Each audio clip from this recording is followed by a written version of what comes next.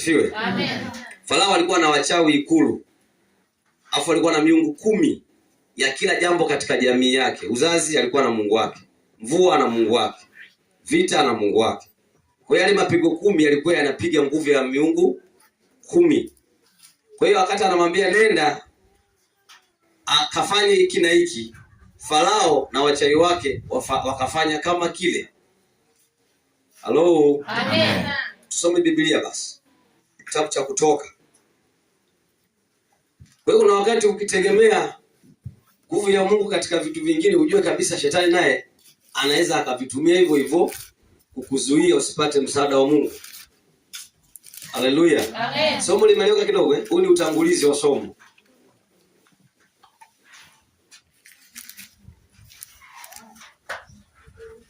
Kutoka.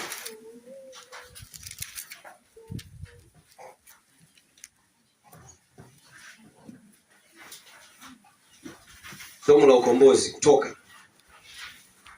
Mungu anamwambia Musa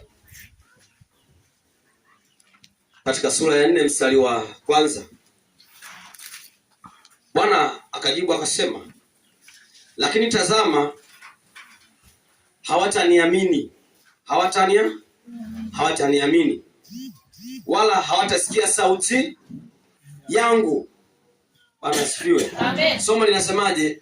Nguvu ya Mungu katika sauti yake. Sema nguvu ya Mungu katika sauti ya Mungu. Kwa hiyo anaongea kwamba hawataniamini mimi wala hawataisikia sauti yangu. Musa wewe anasema sauti yake Musa hawatoisikia. Mungu anamwambiaje? Maana watasema Bwana hakukutokea. Sio kama mimi hapa nasimama si mnaniita nabii. Bwana anasema sio nabii.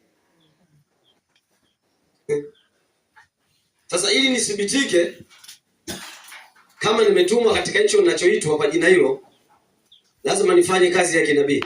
Amen. Halo. Amen. Halo. Amen. Lazima nifanye kazi ya kinabii. Ili watu waamini kwamba huyu ni nani? Sasa Musa yeye alikuwa ni mtume. Baadaye akawa nabii. Akatumwa ili aende kuwatoa. Wakati anataka kwenda akamwambia Mungu, sasa hawataniamini na hawatausikia sauti yangu, maana watasema wewe Bwana hakukutokea. Maana kipindi mtu anapewa kazi anakuwa peke yake, hata mkewe hayupo. Hello. Amen. Hata babako mzazi hayupo. Sasa anamwambia hivi,